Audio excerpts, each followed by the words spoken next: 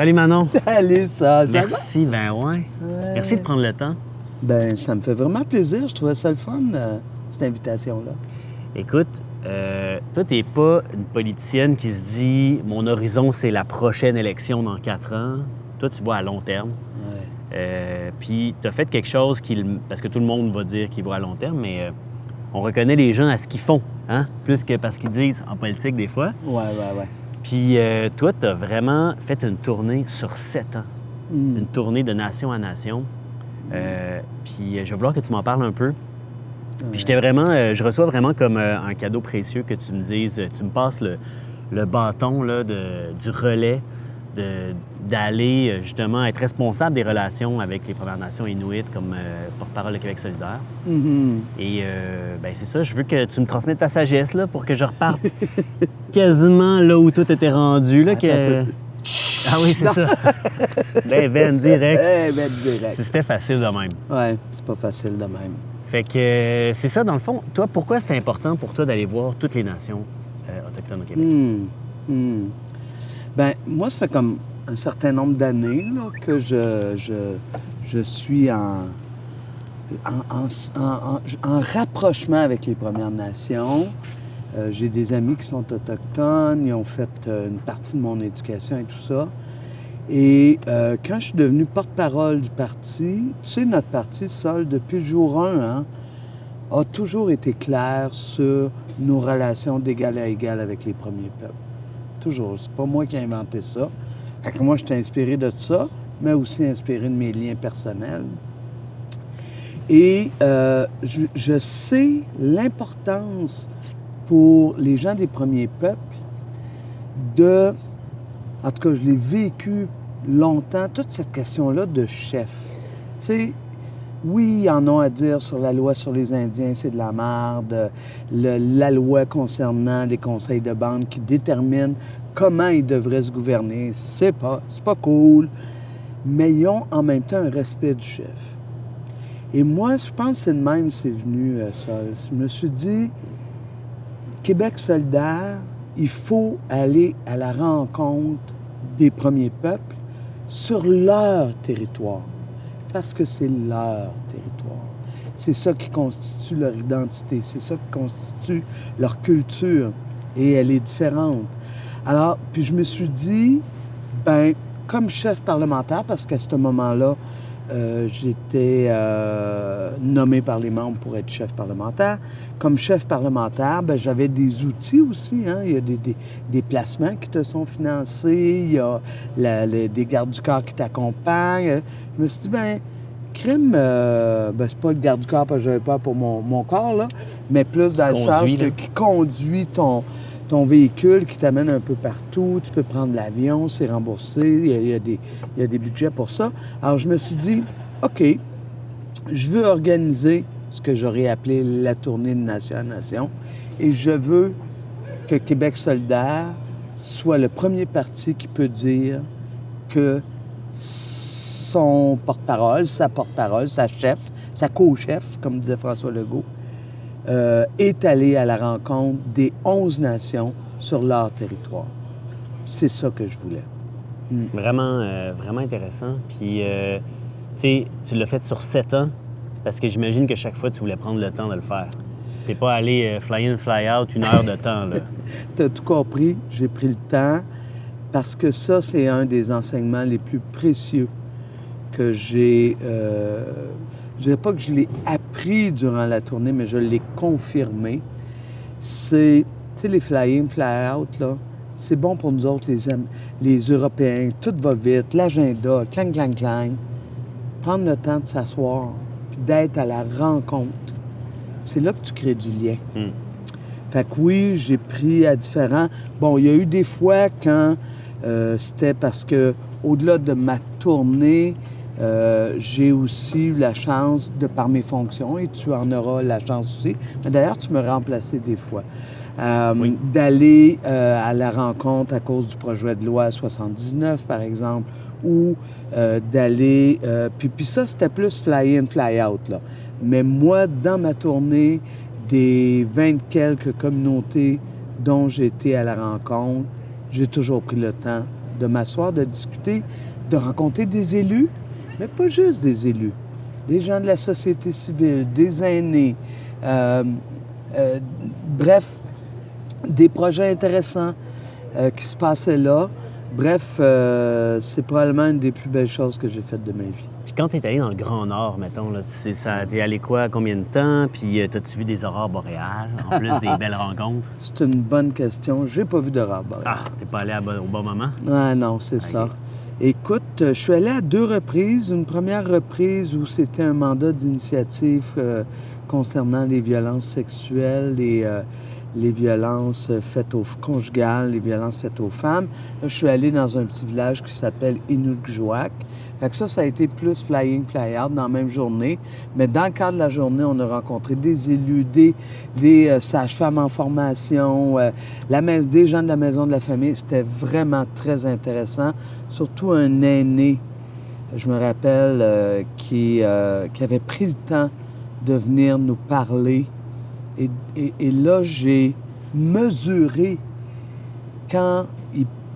parce que dans le fond, ce qui nous parlait, l'aîné, c'est avec l'arrivée de l'Internet, de l'instantanéité, ils sont plus facilement branchés sur les réseaux sociaux que sur le lien avec les aînés, qui sont depuis des millénaires ceux qui ont la responsabilité de transmettre l'histoire, de générer la communauté. Alors, tu avais cet aîné-là qui était en désarroi parce qu'il disait, mais comment on va recréer ces ponts-là? Mais bref, même des fois, quand on va vite, on est capable de créer des bons liens.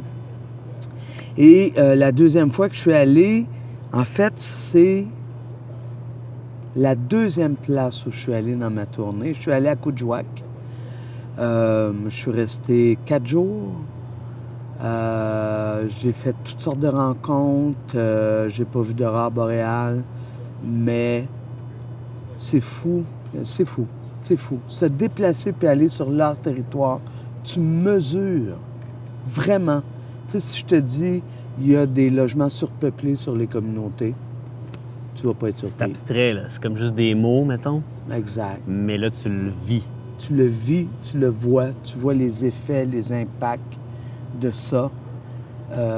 Ça te rend pas mal militante. Tu sais, des fois, moi, j'ai l'impression, comme député, on porte la parole des gens, on la ramène à l'Assemblée, mais on apporte aussi leurs émotions.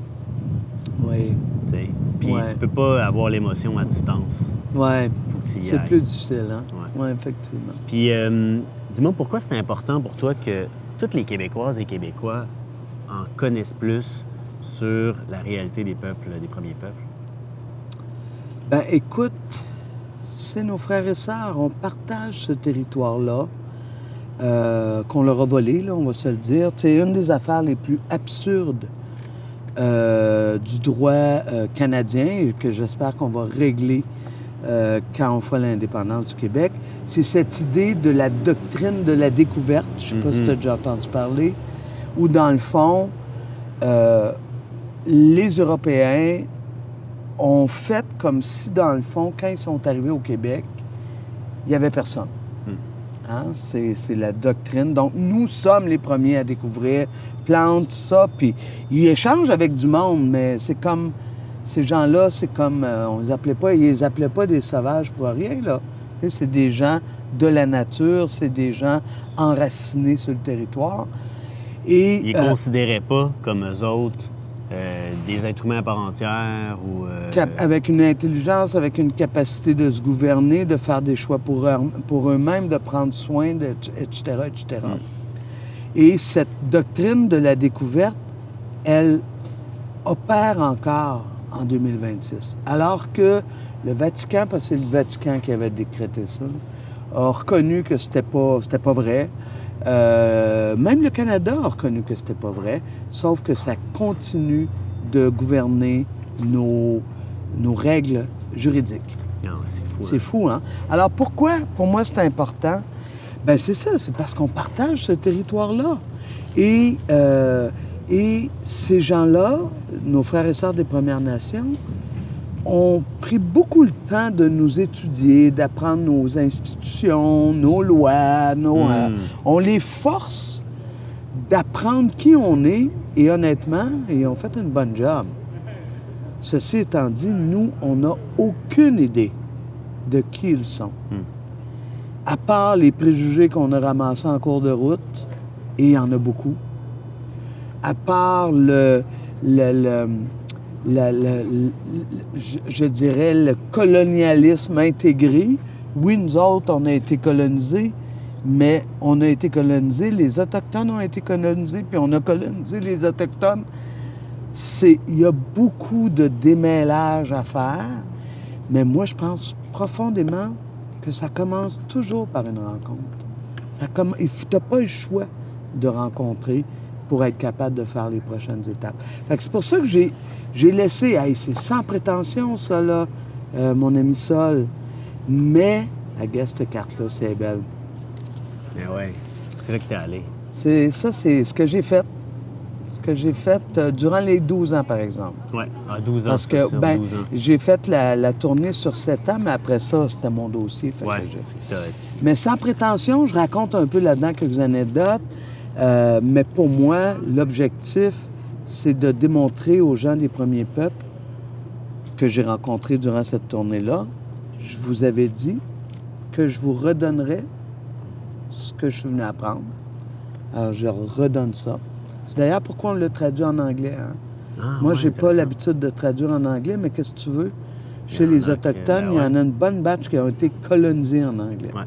Moi, je respecte ça. Ben oui. Fait que j'ai décidé de le faire traduire. Et une autre page que tu vas adorer, ça, c'est la page 3 et 4. J'ai fait traduire la phrase « Écouter, comprendre et construire ensemble. Merci pour votre accueil et votre générosité » dans les 11 langues. Bon, je l'ai fait en anglais aussi. Dans les 11 langues.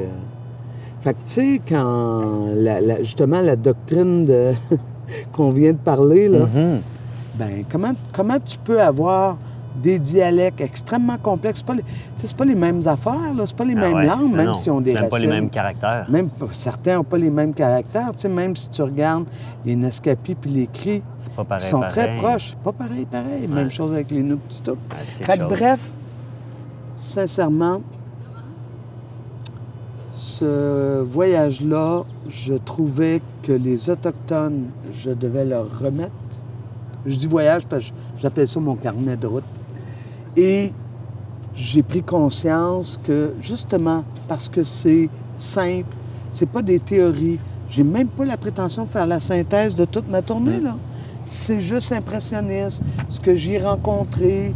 J'ai pas parlé 20 fois de manque de logement. On le sait, je l'ai dit une fois, c'est assez. Ouais. Fait que je voulais que le Québec s'ouvre parce que je pense que les Québécois et Québécoises, ben, c'est ça le colonialisme. On l'a intégré. Maintenant, il est le temps qu'on le désintègre. C'est bon, ça. J'aime ça, cette formule-là. Puis, pour toi, c'est quoi une vraie relation de nation à nation? Parce que le gouvernement, il dit souvent ça, hein? La CAQ, ils disent souvent qu'ils font ça. C'est un slogan. C'est un slogan. Mais c'est quoi, au-delà du slogan, la vraie affaire? Oui. Bien, toi qui es indépendantiste, tu vas comprendre ça plus que n'importe qui. Au Québec, on utilise le mot « nation » pour bien enraciner qu'on est un peuple différent et que notre nation a le droit d'exister. En droit international, le mot « peuple » joue ce rôle-là. Le mot « nation », ça veut rien dire. Ah oui, OK. Ouais. J'ai appris ça dans les dernières semaines, pour te dire qu'on apprend tout le temps. Oui. Et l'expression de nation à nation, je ne sais pas quelle en est son origine, mais ce que je sais, c'est que c'est la façon qui est utilisée par les Premières Nations, les premiers peuples et les Inuits pour dire « Allez-vous finir par nous considérer comme des peuples à part entière? D'égal à égal. Ouais. Pourquoi? Bien, parce que c'est ça qu'ils sont. Pour le gouvernement qui négocie des affaires de nation à nation, c'est des partenaires. C'est des interlocuteurs. Mais tu ne peux pas être un interlocuteur quand tu discutes, quand tu vas négocier les ententes internationales au niveau, au niveau du libre-échange, là. Oui, emploie le terme partenaire économique, mais l'autre en face de toi, il sait qu'il a autant de pouvoir que toi. Ce n'est pas le cas. Ici, on maintient les premiers peuples dans une posture d'infériorité. Et ça, ben c'est ce qu'ils veulent plus. Puis moi, je pense qu'à Québec solidaire, on leur a toujours démontré, et la tournée en a fait vraiment, elle l'a illustré, que pour nous, les premiers peuples, c'est vraiment des nations à part entière et que nous, on veut travailler d'égal à égal. D'ailleurs, il y a une super rencontre que j'aimerais ça te raconter. Vas-y. Je l'ai en quelques phrases écrites là-dedans. Quand j'ai fait ma tournée, j'avais 2 grandes questions. Parce que, pour moi, c'est important. La question de la crise environnementale, la crise climatique. Je voulais aller parler avec les premiers peuples sur crise climatique, impact dans leur milieu, comment eux autres ils le voient, bon, etc., etc. Et l'autre, c'est l'indépendance du Québec. Parce que je me disais, c'est pas vrai qu'on va commencer à parler de l'indépendance du Québec le jour où on va être élu. À la dernière minute. À la dernière minute. Il faut qu'on fasse ça en amont. Il faut qu'on travaille ça. Avec la démarche de Québec solidaire, ça m'apparaît assez cohérent, on va dire ça comme ça. Alors, je t'ai dit que la deuxième rencontre que j'ai faite, je m'en allais au Nunavik. Et j'avais à mon ordre du jour de rencontrer Charlie Watt. Oui. Charlie Watt, qui était un des négociateurs de la Convention de la baie James, très critique. On m'avait avisé, parce que je m'étais formé, parce que, tu sais, dans les Premières Nations, en tout cas, moi, j'en connaissais plus des Premières Nations que des Inuits.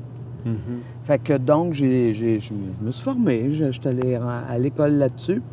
Et on m'avait dit, « Oh mon Dieu, tu rencontres Charlie Watt, c'est un anti-indépendantiste fini. Ça va brasser. Ça va brasser. » Fait que moi, j'étais tout petit dans mes culottes. Mais en même temps, fier de ma démarche, puis très ouverte. Ben oui. Ben, c'est ça aussi notre parti, hein, sur ces questions-là, beaucoup d'ouverture. Ben oui. Alors, je m'assois avec M. Watt, on commence à discuter. Lui était président de Makivik. Makivik, c'est comme... c'est un groupe de la société civile, mais qui est inscrit dans la Convention de la baie James. Eux autres, il y a juste des Inuits dans leur association.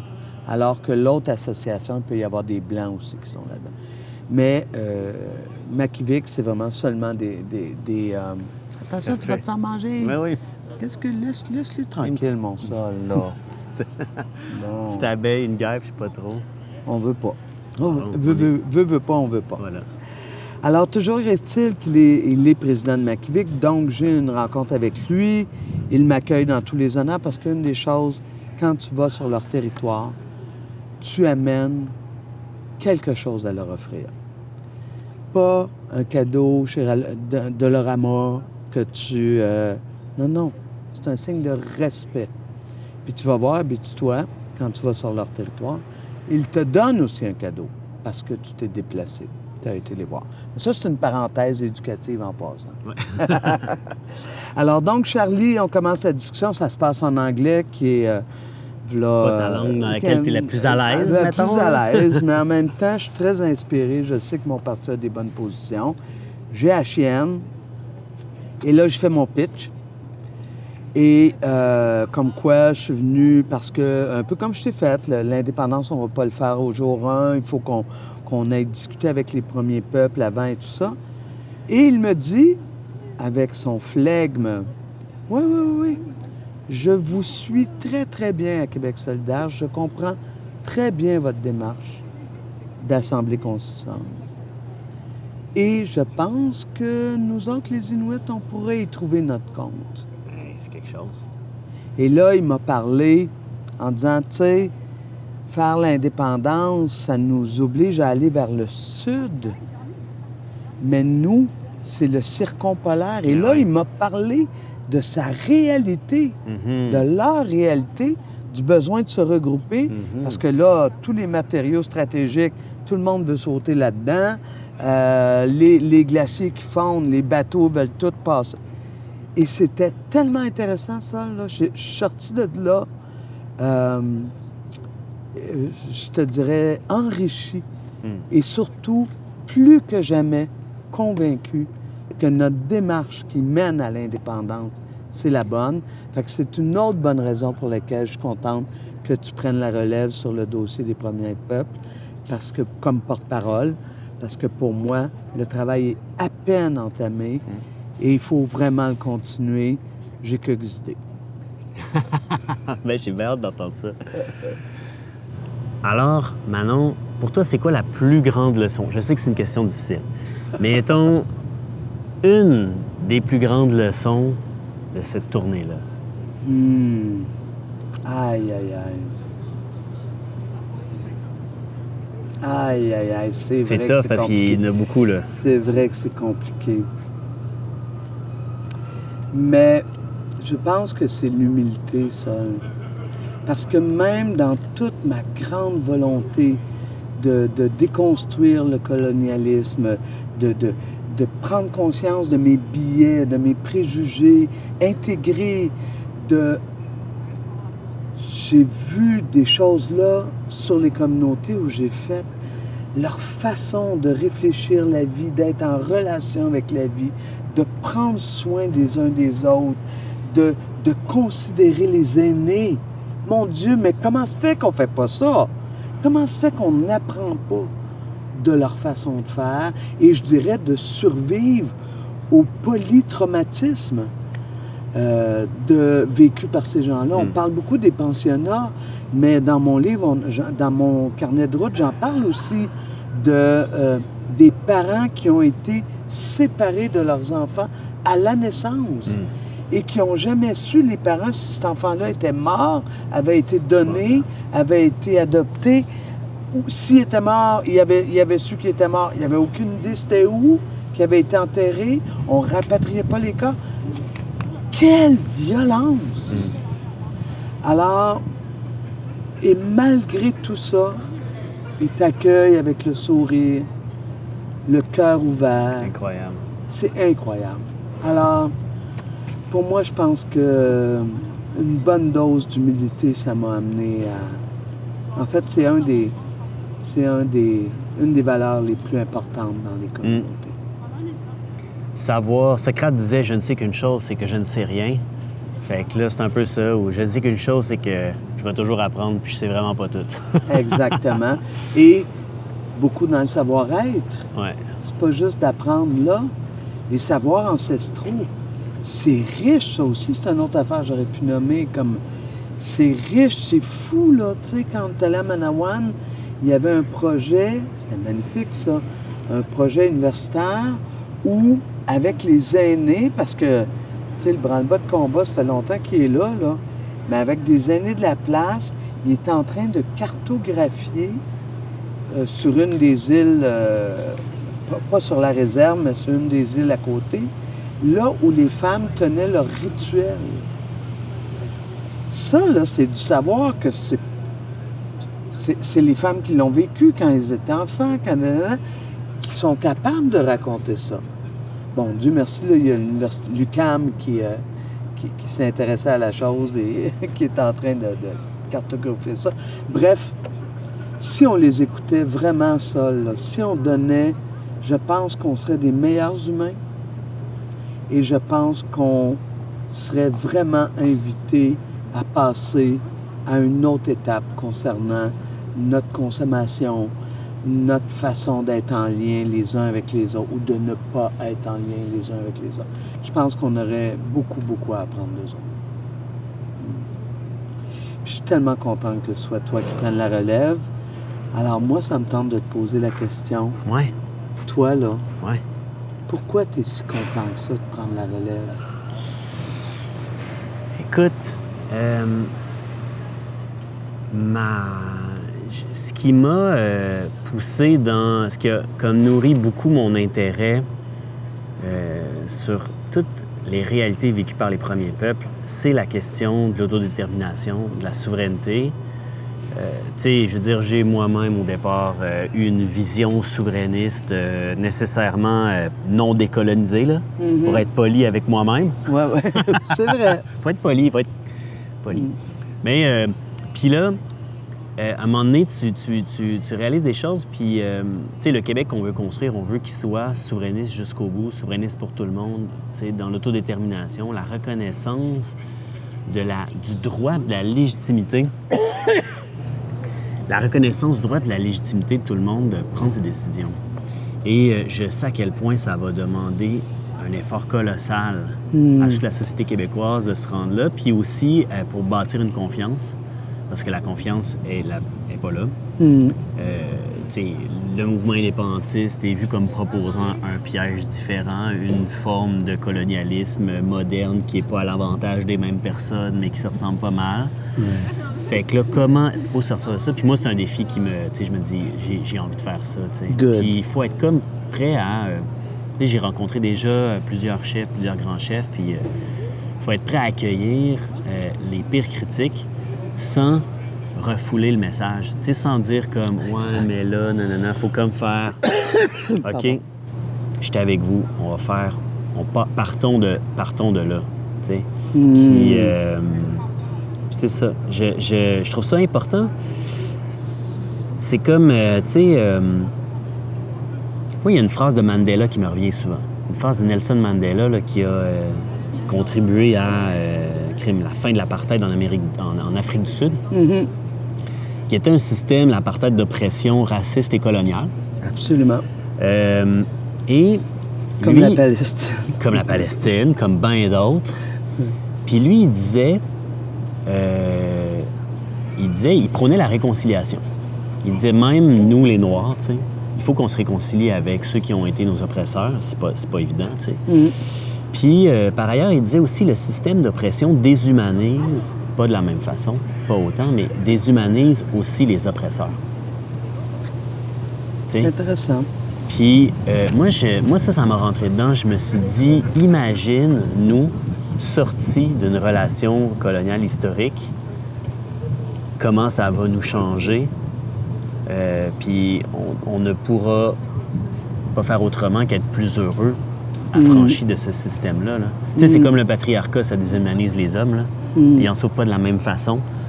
C'est très différent, incomparable, tout ça. Mais il y a une déshumanisation. Ça les éloigne d'eux-mêmes, ça les aliène. Et moi, je pense que le colonialisme nous fait ça aussi, malgré nous. Là. Mais là, il faut qu'on en prenne la responsabilité d'en sortir. Pas nécessairement en se disant « Ah, mon Dieu, tu sais... pas dans une dynamique de porter la culpabilité de ce que nos ancêtres ont fait, mais la responsabilité qu'on a aujourd'hui de faire différent. Oui, exact. Puis, on va être fiers de ça. Puis moi, je pense que si effectivement on sort du colonialisme, on va avoir beaucoup plus de facilité de sortir du patriarcat aussi. C'est ça qui est au... Puis le capitalisme. Ah, puis du capitalisme aussi. Parce qu'une fois que, tu sais, le capitalisme, colonialisme, ça se soutient pas mal l'un l'autre. Patriarcat aussi. Oui. Ben, gros mandat. Ben, garde, je te passe le flambeau. Ben, je le prends, Manon. Puis on va continuer comme ça. Excellent. Jusqu'à temps que ça arrive. Merci. Merci à toi. Tabarnouche. Grosse discussion.